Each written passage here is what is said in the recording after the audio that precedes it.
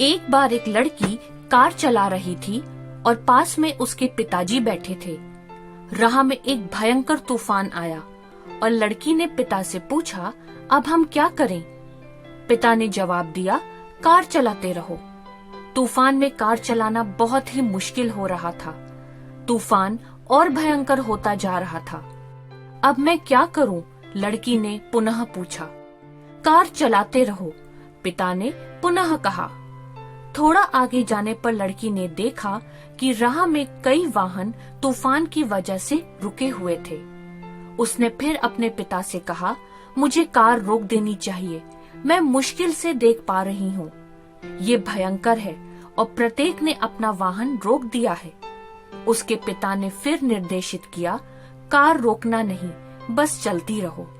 तूफान ने बहुत ही भयंकर रूप धारण कर लिया था, किंतु लड़की ने कार चलाना नहीं छोड़ा। और अचानक ही उसने देखा कि कुछ साफ दिखने लगा है। कुछ किलोमीटर आगे जाने के पश्चात लड़की ने देखा कि तूफान थम गया और सूर्य निकल आया। अब उसके पिता ने कहा, तुम कार रोक सकती हो और बाहर आ सकती हो। लड़की ने पूछा, पर अब क्यों? पिता ने कहा, जब तुम बाहर आओगी तो देखोगी कि जो राह में रुक गए थे वे अभी भी तूफान में फंसे हुए हैं। क्योंकि तुमने कार चलाने का प्रयत्न नहीं छोड़ा, इसलिए तुम तूफान के बाहर हो।